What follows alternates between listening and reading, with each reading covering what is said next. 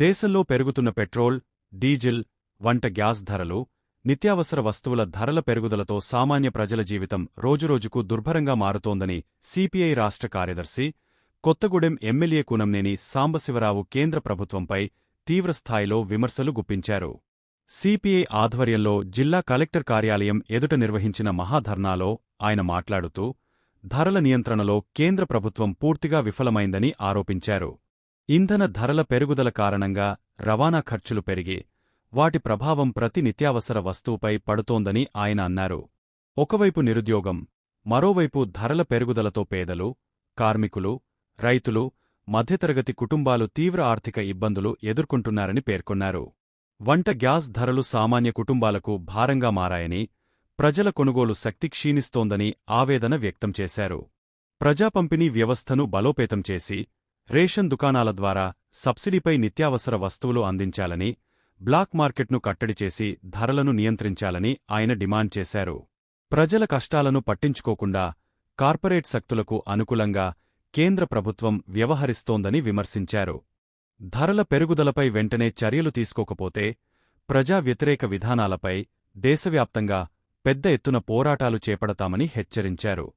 ప్రజల సమస్యలను నిర్లక్ష్యం చేస్తూ ముందుకు వెళితే దేశ రాజకీయ చరిత్రలో ఒకప్పుడు కనిపించిన కమ్యూనిస్టు ఉద్యమాల శక్తిని మళ్లీ కేంద్ర ప్రభుత్వం చూడాల్సి వస్తుందని ఆయన ఘాటుగా వ్యాఖ్యానించారు.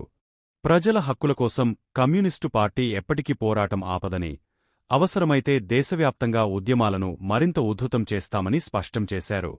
ఈ కార్యక్రమంలో సిపిఐ జిల్లా కార్యదర్శి ఎస్కే సాబిర్ పాషా, జిల్లా నాయకులు, కార్యకర్తలు మరియు పెద్ద సంఖ్యలో పార్టీ శ్రేణులు పాల్గొన్నారు.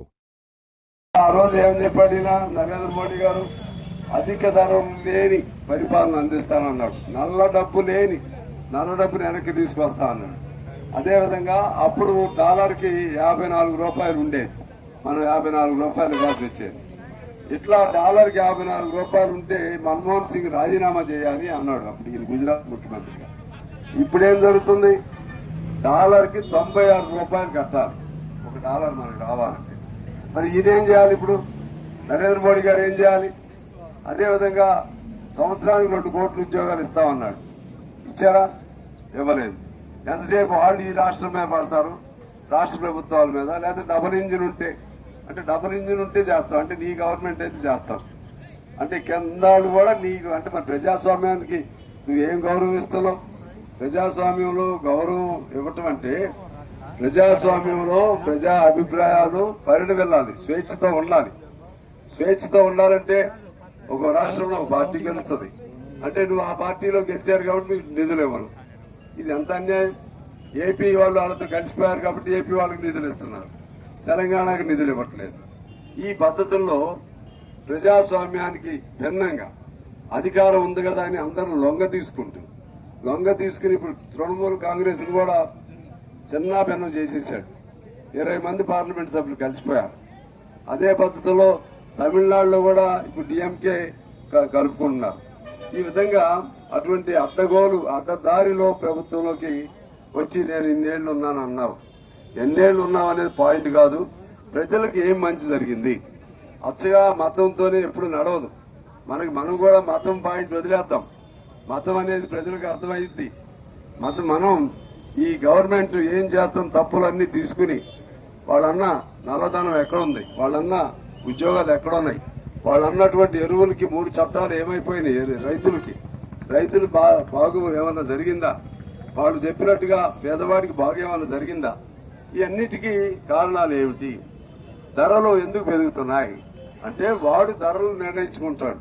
పెట్రోల్ ఎంత అని వాడు ఏది నిర్ణయిస్తే అది వీళ్ళు అమలు చేయాల్సిందే. మరి మనం నిర్ణయించుకునే అవకాశం లేదు. మనం పంట పండిస్తే ఆ పంటకి మనం ఇంతని ధర పెట్టుకునే పరిస్థితి లేదు. ఈ విధంగా ఇవాళ దేశం అల్లకల్లోలం అవుతున్న తరుణంలో కమ్యూనిస్ట్ పార్టీగా ఇవాళ ఈ అధిక ధరలకు వ్యతిరేకంగా, పెట్రోల్ డీజిల్ ధరల పెంపుదలకు వ్యతిరేకంగా, అదేవిధంగా ఎరువుల ధరల పెంపుదలకు వ్యతిరేకంగా, సామాన్యుడి బాధలకు వ్యతిరేకంగా ఈ విధమైనటువంటి పెద్ద అంశాలన్నింటినీ తీసుకుని వాళ్ళ ప్రజల్లోకి తీసుకుని వెళ్లాలని ఈ కార్యక్రమం తలపెట్టడం జరిగింది. చాలా మంది అంటారు మీరేం చేయగలుగుతారని. మేమేం చేయలేము, కానీ జనానికి అందిస్తాం. ఇప్పుడు మేము చేసే ఈ ధర్నా రాష్ట్రంలో మొత్తం ప్రజలకు తెలిసిపోయింది. ఎందుకు చేస్తున్నారు కమ్యూనిస్టులు?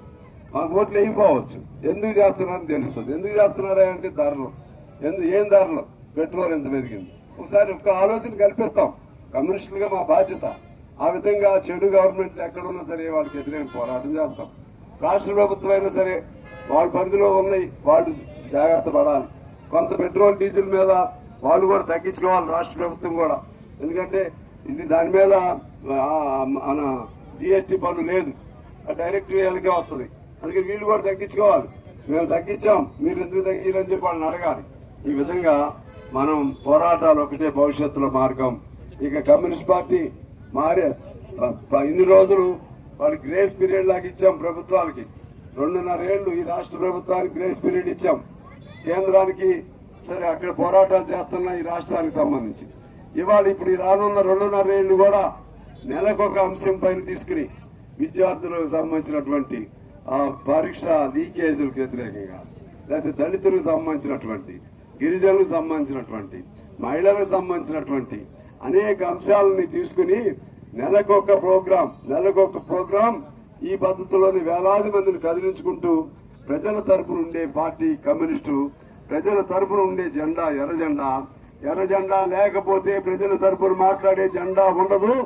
ఎర్ర జెండా కమ్యూనిస్ట్ పార్టీ లేకపోతే ప్రజల తరపున, ప్రత్యేకించి పేదవాడి తరపున మాట్లాడేవాడు ఉండడు అని చెప్పి రుజువు చేద్దాం.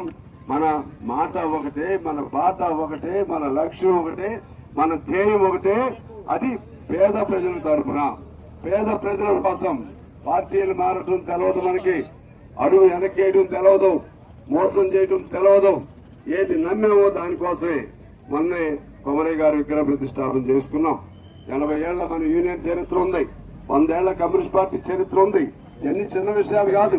ఈ దేశంలో అధికారం లేకపోతే అనేక పార్టీలు ఆ పార్టీలు మూసేసి ఇంకో పార్టీలో పోతారు. కానీ అధికారంతో నిమిత్తం లేకుండా ప్రజల కోసం నిలబడే ఏకైక పార్టీ కమ్యూనిస్ట్ పార్టీ అని తెలియజేస్తూ